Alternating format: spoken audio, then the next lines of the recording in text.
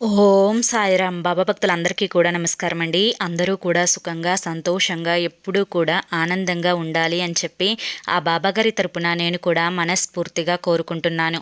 ఈరోజు బాబాగారు అందించే సందేశం ఏంటి అంటే కనుక, తల్లి ఆలోచించకు, రహస్యంగా విను, నీ గుమ్మంలో 2 కోట్ల ధనంతో నేను వేచి ఉన్నానమ్మా. ఇది తెలిసేలోపే ఒక శుభవార్త అనేది నీ చెవిన పడుతుంది తల్లి అని చెప్పి ఏదో ఒక తెలియని సందేశాన్ని ఈరోజు బాబాగారు మనకి అందించాలి అనుకుంటున్నారండి. మరి బాబాగారు ఏ సందేశం అందించినా కూడా అది మన మంచి కోసమే అని చెప్పి మనందరికీ కూడా తెలిసిన విషయమే కదా. మరి సందేశం వినే ముందు ఎవరికైతే బాబాగారు అంటే నమ్మకం ఉంటుందో వారందరూ కూడా ఈ వీడియోకి ఒక చిన్న లైక్ ఇచ్చి వీడియోని వినడం అయితే స్టార్ట్ చేయండి. కింద కామెంట్ సెక్షన్లో ఓం సాయిరామ్ అని చెప్పి టైప్ చేయడం మాత్రం మర్చిపోవద్దు. ఇక దానికంటే ముందు చాలామంది కూడా గురువుగారి గురించి అడుగుతున్నారండి. అక్క, ఎన్నో రకాల సమస్యలతో సతమతమైపోతున్నామక్క, మీకు తెలిసిన గురువుగారు ఎవరైనా ఉంటే చెప్పండి అక్క అని చెప్పి అడుగుతున్నారండి. వారి కోసం చెప్తున్నాను. శ్రీ షిరిడి సాయిబాబా ఆశీస్సులతో జ్యోతిష్యం చెప్పబడును. గురూజీ శివరామరాజు గారు. Phone number 9959422552. మానవ జీవితంలో ప్రతి మనిషికి ఏదో ఒక సమస్య అనేది ఉంటూనే ఉంటుందండి. ఆ సమస్యలు ఏవైనా కానివ్వండి, ప్రేమ, పెళ్ళి, ఉద్యోగం, రాజకీయం, సంతానం లేక ఇబ్బంది పడుతున్నా, భార్యాభర్తల మధ్య గొడవలున్నా, అప్పుల సమస్యలున్నా, శత్రువుల సమస్యలున్నా, ఇలా ఎటువంటి సమస్యలున్నా కానీ ఆ సమస్యలకు తగిన పూజలు చేసి గురువుగారు మీకు వెంటనే పరిష్కారాన్ని చూపిస్తారు. ఇది చాలా ముఖ్యం అన్నమాట. ఎందుకంటే కొంతమంది అన్నింటికీ ఒకే పూజలు చేస్తారు, కానీ గురువుగారు అలా కాదండి. సమస్యలు తెలుసుకుని దానికి తగిన పూజలు చేసి మీకు వెంటనే పరిష్కారాన్ని చూపిస్తారు. ఈ గురువుగారు చెప్పింది చెప్పినట్లు 100% జరుగుతుంది. కాంటాక్ట్ అవ్వండి.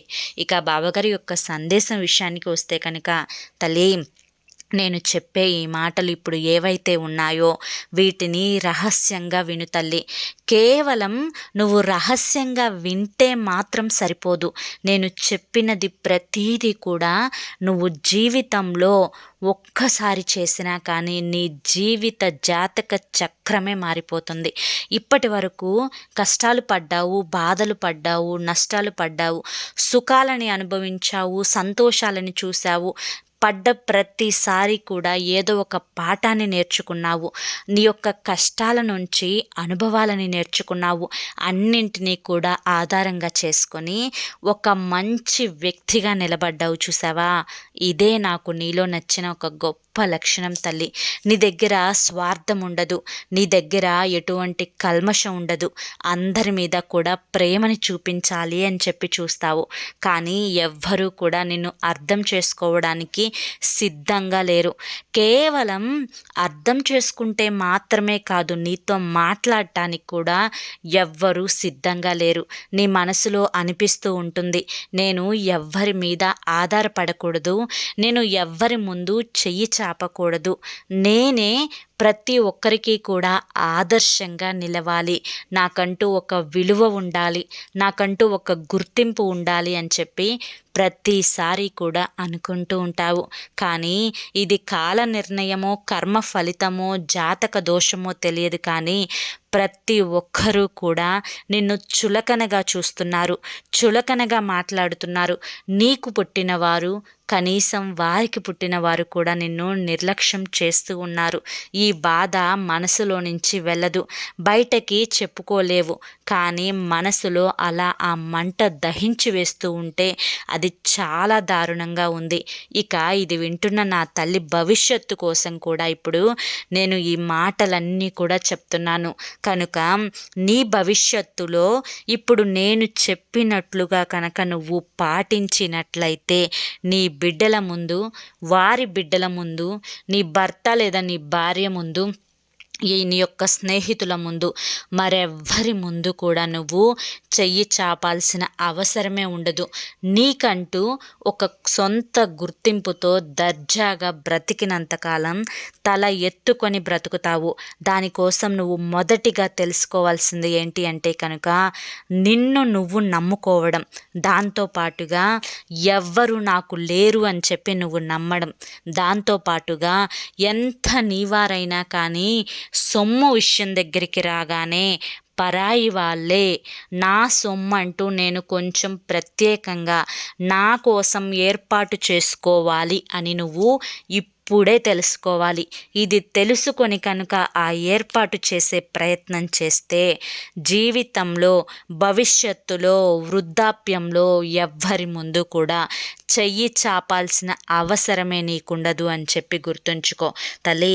ప్రతి మనిషికి కూడా ధనం అనేది చాలా అవసరం. ఇప్పుడు నీకు ధనంతో చాలా ఉపయోగాలు ఉన్నాయి, కొన్ని అవసరాలు ఉన్నాయి. వాటన్నింటినీ తీర్చుకోవడం కోసం ధనం కావాలి అని చెప్పి అనుకుంటున్నావు. అది ఇవ్వడం కోసమే నేను ఈరోజు నీ గుమ్మంలో వేచి కూర్చున్నాను తల్లి. నేను నీకు ఒక చిన్న కథని చెప్తాను, జాగ్రత్తగా విను. ఒక ఊర్లో రాజు, రమేష్ అని చెప్పి ఇద్దరు వ్యక్తులు ఉన్నారు. రాజు పేరుకి రాజు, కానీ అతని దగ్గర ఎటువంటి సంపాదన ఉండదు, ఎటువంటి డబ్బు ఉండదు. ఏది కావాలి అన్నా కానీ తల్లిదండ్రుల మీదే ఆధారపడి సోమరిపోతులాగా బ్రతుకుతూ ఉంటాడనమాట. ఇక రమేష్ విషయానికి వస్తే రమేష్ చాలా తెలివైనవాడు. చాలా ఆశ ఉంది, ఆరాటం ఉంది, ఏదన్నా చెయ్యాలి, నాకంటూ ఒక గుర్తింపును తెచ్చుకోవాలి అనే తపన ఉందన్నమాట. చిన్నది పెద్దది ఇది నాకు సరైనదా కాదా అని కూడా ఆలోచించకుండా ₹1 వస్తుంది అంటే కనుక చెప్పులు తొడవడానికి కూడా వెనకాడడు రమేష్. ఇలా రూపాయి పోగు చేసుకొని ధనవంతుడిగా మారతాడు. తనకంటూ కొంత డబ్బునైతే పోగు చేసుకుని పక్కన ఉంటాడు. ఇక ఈ రాజు అనే వ్యక్తి తనని చూసి ప్రతిరోజు కూడా కుళ్ళు, ఈర్ష్య అనేవి చూపిస్తూ ఉంటాడు. ఆహా, డబ్బుందని పొగరుపోతున్నాడు, ఎవరు చూడని డబ్బు, ఎవరు సంపాదించని డబ్బు, ఈ రోజున రూపాయిని చూసుకొని అలివి కావడం లేదు అని చెప్పి అలా ఏదో ఒకటి తనను తిట్టుకుంటూ ఉంటాడు. కానీ తను ఒక్క పని కూడా చేయడనమాట. అయితే ఒకరోజు దేవుడి దగ్గరికి వెళ్ళి రాజు అడుగుతాడు, స్వామి, నా ముందు ఉన్న రమేష్ ఏమంత పోటుగాడని చెప్పి తనకి అంత ధనాన్ని ఇచ్చావు, నేనేమంత చేతగాని వాడినని చెప్పి నన్ను ఇలా అడుక్కు తినేలా చేస్తున్నావు, ఇది నీకు న్యాయమేనా అని చెప్పి చాలా రోదిస్తూ అడుగుతాడనమాట. ఆ బాధని చూసిన ఆ భగవంతుడు దిగివచ్చి, ఏంటి నాయనా ఏం అడుగుతున్నావు అని చెప్పి అంటాడనమాట. స్వామి, ఆ రమేష్ దగ్గర ఎంత ధనం ఉందో నాకైతే తెలీదు, కానీ ధనం ఉంది. అతనికంటే ఎక్కువ ధనం నేను కూడా సంపాదించుకోవాలి, నాకంత ధనాన్ని వరంగా ఇవ్వండి స్వామి అని చెప్పి అంటాడనమాట. అప్పుడు దేవుడు ఏం చెప్తాడు అంటే, నాయనా, నీకింత ధనం ఇవ్వడం కుదరదు, కానీ నేను ఒక వరాన్ని ఇస్తాను. నీవు ఆ రమేష్ని చూసే కదా ఈర్ష్య పడుతూ ఉన్నావు, నీ స్థానంలోకి రమేష్ని కూడా తీసుకొని వస్తాను. అంటే రమేష్ దగ్గర ఉన్న డబ్బులు మొత్తం, ఇల్లు, బంగ్లాలు, కోటలు, కార్లు అన్నింటినీ కూడా తీసేసుకొని ఇప్పుడు నీ దగ్గర ఎంతైతే ఉందో జీరో, ఆ రమేష్ దగ్గర కూడా జీరోనే ఉండేలా చూస్తాను అని చెప్పి చెప్తాడనమాట. ఇక కాసేపు రాజు ఆలోచించుకొని, ఆహా, నాకు ధనం లేకపోతే లేకపోయింది, ఆ రమేష్ గాడికి కూడా పోతుంది కదా, నాకు అదే కావాలి అని చెప్పుకొని, సరే స్వామి, ఈ వరాన్ని ఇవ్వండి అని చెప్పి చెప్తాడనమాట. ఇక భగవంతుడు ఆ వరాన్ని ఇచ్చి 2 చేపలు పట్టే అవి ఉంటాయి కదా, చేపలు పట్టే గాలాలు ఉంటాయి కదా, ఆ గాలాలని 2 ఇస్తాడనమాట. రేపు ఉదయానికల్లా రమేష్ దగ్గర ఉన్న ఆస్తి మొత్తం తుడిచిపెట్టుకుని పోతుంది. రేపు ఉదయం నువ్వు రమేష్ దగ్గరికి వెళ్ళి ఈ గాలం ఇద్దరు చెరువు ఒకటి తీసుకొని చేపల్ని పట్టుకుంటానికి వెళ్ళి చిన్నగా వ్యాపారం చేసుకుంటే నువ్వు వృద్ధిలోకి వస్తావు నాయన అని చెప్పి భగవంతుడు సలహా కూడా ఇస్తాడనమాట. ఇక సరేనని చెప్పి ఇక ఆ భగవంతుడి దగ్గర నుంచి ఆ 2 గాలాలను తీసుకొని ఆ రాజు ఇంటికి వెళ్ళిపోతాడు. ఇక ఇంటికి వెళ్ళిపోయిన తర్వాత ఇక ఆ రోజు నైట్ అంతా కూడా ఆ పొద్దున్నే లేచేసరికి రమేష్ వాళ్ళ ఇల్లు మొత్తం మాయమైపోతుంది. రమేష్ కూడా పేదవాడైపోతాడు. ఇక వాడిని ఎక్కిరించే పని ఉండదు, వాడు నన్ను చూసి నవ్వే పని ఉండదు అని చెప్పి ఈ ఆలోచనలతో నిద్రపోతాడనమాట. ఇక మరుసటి రోజున తెల్లవారుజామునే లేస్తాడు. లేచేసరికి భగవంతుడు వరం ఇచ్చినట్ల ప్రకారం ప్రకారమే ఆ రమేష్ యొక్క ఇల్లు పూరి గుడిసె అయిపోతుంది. ఇప్పుడు రాజు ఏ ఇంట్లో అయితే ఉంటున్నాడో అలాంటి ఇల్లే రమేష్కి కూడా వస్తుంది. ఇక ఆస్తులు, బంగారాలు, కార్లు, కోట్లు అన్నీ కూడా పోతాయన్నమాట. ఇక చూసి రాజు సంఖలు ఎగరేసుకుంటూ, ఆహా నాకు మంచిగా అయ్యింది, నాకు ఈరోజు చాలా సంతోషంగా ఉంది, రమేష్ కూడా నా స్థాయిలోకే వచ్చేసాడు అని చెప్పి భగవంతుడు ఇచ్చిన ఆ 2 గాలాలని తీసుకొని ఒకటి రమేష్కి ఇద్దామని చెప్పి వెళ్తాడనమాట. ఇక రాజు రమేష్ ఇంటికి వెళ్ళి రమేష్ని లేపిన తర్వాత, అంటే ఆల్రెడీ రమేష్ లేచే ఉంటాడు. ఏంటి రమేష్, నీ ఇల్లేమైపోయింది, ఏంటి నా ఇల్లు లాంటిదే నీకు కూడా వచ్చింది అని చెప్పి కొంచెం తెలియనట్లుగా అడుగుతాడు. అప్పుడు రమేష్ ఏడుస్తూ, ఏమో నాకు తెలీదు, నా దగ్గర ఉన్న బంగారాలు ఇంకా నేను దాచిపెట్టుకున్న సొమ్ము అంతా కూడా పోయింది, నేను ఇప్పుడు చేతిలో చిల్లి గవ్వలేని ఒక ఒంటరిగా మిగిలిపోయాను అని చెప్పి రమేష్ బాధపడతాడనమాట. అలా బాధపడుతున్నప్పుడు రాజు తన చేతిలో ఉన్న చేపల గాలాన్ని ఇచ్చి, సరే అయిందేందో అయిపోయింది, ఇకపై బ్రతకాలి కదా, పద చేపల వేటకి వెళ్దాము అని చెప్పి సముద్రం దగ్గరికి వెళ్తారనమాట. ఇక వెళ్ళిన తర్వాత రాజు రమేష్ ఇద్దరూ కూడా చేపలు పట్టడం మొదలు పెడతారు. అలా చేపలు పట్టేటప్పుడు ఇక రాజు ఒకటి పడతాడు, రమేష్ ఒకటి పడతాడు. ఇక రాజు 4 పడతాడు, రమేష్ కూడా 4 పడతాడు. ఇక రాజు 6 పడతాడనమాట, రమేష్ కూడా 6 పడతాడు. 6 పట్టిన తర్వాత రాజు ఏమనుకుంటాడంటే, ఆహా ఈరోజు నేను ఒక 5 చేపలు అమ్ముకున్నా కానీ ఒక చేపను నేను తినొచ్చు అని చెప్పి అనుకుంటాడనమాట. ఇక 5తోటి తన పని ముగించుకొని ఇంటికి వెళ్ళిపోతాడు. కానీ ఆ రమేష్ మాత్రం ఏమనుకుంటాడు అంటే, ఈ 5 పడితే నాకు ఈ రోజుకు గడవచ్చు, ఇంకా 5 పడితే నాకు రేపుటికి, ఇంకో 5 పడితే ఎల్లుండికి కూడా గడవచ్చు అని చెప్పి ఎక్కువ పడుతూనే ఉంటాడనమాట, సాయంత్రం 5 గంటల వరకు. అలా పట్టి పట్టి పట్టి చేపలని దాదాపుగా ఒక 50-60 చేపలు పడతాడు. పట్టి వాటన్నింటినీ కూడా మార్కెట్కి తీసుకొని వెళ్ళి మంచి బేరానికి అమ్ముకుంటాడు. ఒక చేపను ఇంటికి తీసుకొని వచ్చి మంచిగా కట్ చేసుకొని తింటాడనమాట. ఇక రమేష్ 5 చేపలను అమ్మి, రాజు 5 చేపలను అమ్మి ఒక చేప వండుకొని తింటాడు. ఈ 5 చేపలు అమ్మిన డబ్బుతో 2 రోజుల పాటు రాజు ఇంట్లో నుంచి బయటికి రాకుండా అవసరమైనప్పుడు తినటానివి తెచ్చుకోవడం కోసం మాత్రమే బయటికి వచ్చి తను ఆ విధంగా ఆ డబ్బును పెట్టుకొని ఆ డబ్బు అయిపోయేంత వరకు 2-3 రోజులు ఇంట్లోనే ఉంటాడు. కానీ రమేష్ అలా కాదు, ప్రతిరోజు అదొక డ్యూటీ లాగా తను చక్కగా బయటికి ఆ సముద్రం దగ్గరికి వెళ్ళి 50-60 చేపలు పట్టను, తినడానికి 2 ఉంచుకోను, అంటే తన కుటుంబం కూడా ఉంటుంది కదా, తినడానికి 2 ఉంచుకోను, మిగతావి మొత్తం అమ్ముకోను, ఇలా కొన్ని రోజులకే చాలా ధనాన్ని రమేష్ సంపాదించేస్తాడనమాట. రాజు మాత్రం వారానికి ఒక్కసారో 4 రోజులకు ఒక్కసారో వెళ్ళి ఆ డబ్బు తెచ్చుకోవడం, అవి అయిపోయేంత వరకు కూర్చొని తినడం ఇలా చేసేవాడనమాట. చూస్తూ ఉండంగానే రమేష్ కొంత ఆదాయాన్ని అయితే పొందుతాడు, కొంత ధనాన్ని తను పొదుపు చేసుకుంటాడు. ఆ పొదుపు చేసిన ధనాన్ని కొంతమంది కుర్రవాళ్ళని పిలిపించి, ఆ కుర్రవాళ్ళకి నేను రోజుకి మీకు ఇంత ఇస్తాను, మీరు నాతో పాటు చేపలు పట్టండి అని చెప్పి చెప్తాడనమాట. ఇక ఆ కుర్రవాళ్ళు డబ్బు ఆశ చూపించేసరికి వచ్చి చేపలు పడతాడు. ఇక రమేష్ ఒక్కడే 50 పడుతుంటే మిగతా కుర్రవాళ్ళు కూడా 50 కాడికి పడతారు. ఇక ఈ విధంగా తను ఒక పెద్ద చేపల మార్కెట్నే పెడతాడనమాట రమేష్. ఈ విధంగా తన ఆదాయం ఇంకా రెట్టింపు అవుతుంది. ఆ రెట్టింపైన ధనంతో భార్యకు ఒక చిల్లర కొట్టుని, అంటే ఒక కిరాణా కొట్టుని కూడా పెట్టిస్తాడనమాట. ఈ కిరాణా కొట్టుని భార్యను బిడ్డను చూసుకోమని చెప్తాడు. ఇక ఊర్లో ఉన్న వాళ్ళందరూ కూడా పప్పు కావాలన్నా ఉప్పు కావాలన్నా రమేష్ కొట్టుకు వచ్చే తీసుకుంటారు. సరుకు కూడా చాలా నాణ్యంగా ఉండడంతో మంచిగా అమ్ముడుపోతుందన్నమాట. ఇక 2 రకాలుగా రమేష్ సంపాదించి తను కోల్పోయిన డబ్బునంతా కూడా తిరిగి సంవత్సరంలోగా సంపాదించుకుంటాడు. కానీ రాజు మాత్రం అదే స్థాయిలో ఉండిపోతాడనమాట. ఏ జీరోలో ఉన్నాడో ఆ జీరో జీరోలోనే ఉండిపోతాడు. రమేష్ మాత్రం మళ్ళీ కోటేశ్వరుడు అయిపోతాడు. ఇక మళ్ళీ భగవంతుడు ప్రత్యక్షమవుతాడు.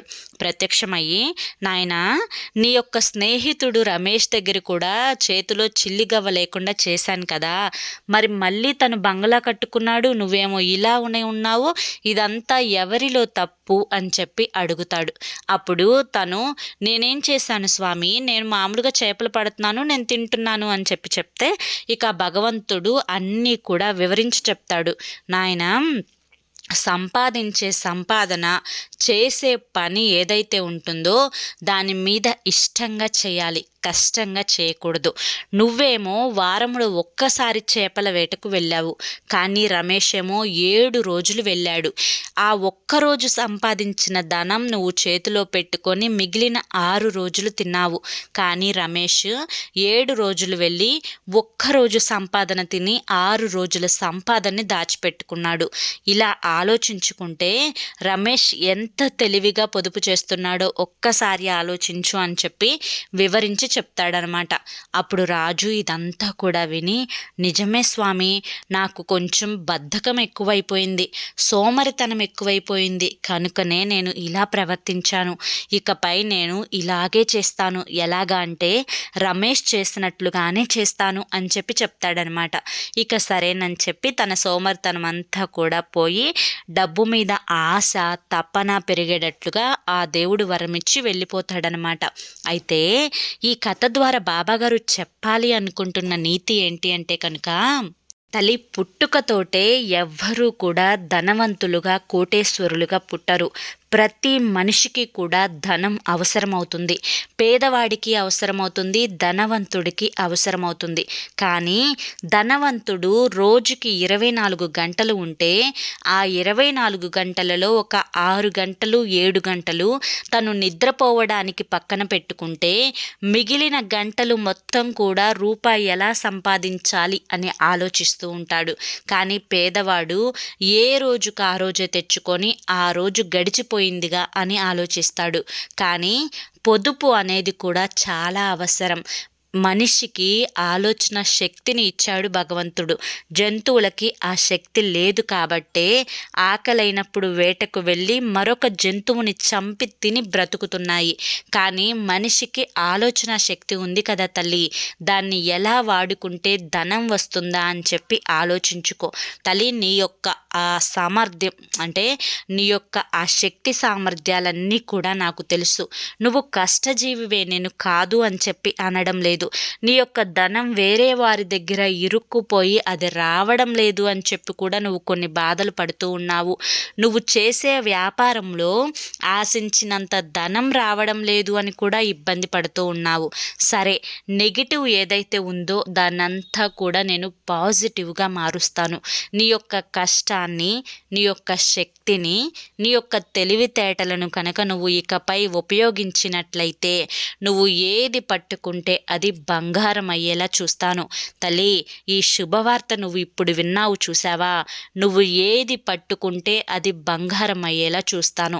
నీ యొక్క శక్తిని, నీ యొక్క కష్టాన్ని, నీ యొక్క సామర్థ్యాన్ని, నీ యొక్క ఆలోచనను, నీ యొక్క తెలివితేటలను కనుక నువ్వు ఉపయోగించుకొని నీ పని పట్ల నువ్వు ఏకాగ్రత చూపించి రోజుకు 7 గంటలు 8 గంటలు నువ్వు నిద్రపోయినా కానీ మిగిలిన గంటలు మొత్తం కూడా డబ్బును ఎలా సంపాదించాలి, వచ్చిన డబ్బుని ఎలా పొదుపు చేసుకోవాలి, దాన్ని ఎలా పెట్టుబడి పెట్టి మళ్ళీ ఆదాయాన్ని పెంచుకోవాలి అని నువ్వు వీటి గురించి కనుక ఆలోచించుకునే ప్రయత్నం చేస్తే నువ్వు ఏది పట్టుకుంటే అది బంగారం అయ్యేలా చూస్తాను.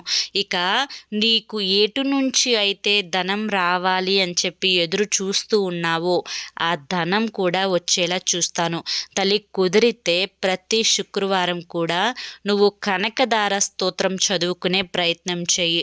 ఇక నీకు జీవితంలో డబ్బుకి దిగులుండకుండా ఆ మహాలక్ష్మిను కటాక్షిస్తుంది. తల్లి, నీ మీద ఉండే నరదిష్టిని నువ్వు తీసివేసుకునే ప్రయత్నం చెయ్యి. దానివల్ల కూడా నీకు ధనాకర్షణ శక్తి అనేది పెరుగుతుంది. ఇలా నేను చెప్పిన మార్పులు అనేవి నీ జీవితంలో చేసుకుంటే నీకు ధనం అనేది 2 కోట్లు కాదు 3 కోట్ల వరకు నేను అందేలా చూస్తాను అని చెప్పి ఏదో చక్కటి సందేశాన్ని ఈరోజు బాబాగారు మనకు అందించారండి. మరి బాబాగారు అందించిన ఈ సందేశంలో ఎంతో ఆంతర్యం ఉంది కదా. మరి సందేశం మీ అందరికీ కూడా నచ్చింది అనుకుంటున్నాను. నచ్చింది అనిపిస్తే చూసి వెళ్ళే వాళ్ళు తప్పకుండా ఒక చిన్న లైక్ ఇవ్వండి. మొదటిసారి సాయి పిలుపు ఛానల్లోకి వచ్చినట్లయితే కనుక సబ్స్క్రైబ్ చేసుకుని సపోర్ట్ చేయండి. రేపు మరొక మంచి సందేశంతో తప్పకుండా కలుసుకుందాం. మరికొంతమంది బాబా భక్తులకు ఈ వీడియోని షేర్ చేయడం మాత్రం మర్చిపోవద్దు. లైక్ ఇవ్వడం మాత్రం మర్చిపోవద్దు. రేపటి సందేశంలో మళ్ళీ కలుసుకుందాం. అంతవరకు కూడా ఆ బాబా యొక్క ఆశీస్సులు అనేవి మీపై ఉండాలి అని చెప్పి మనస్ఫూర్తిగా కోరుకుంటూ సర్వేజన సుఖినో భవంతు. ఓం సాయిరామ్.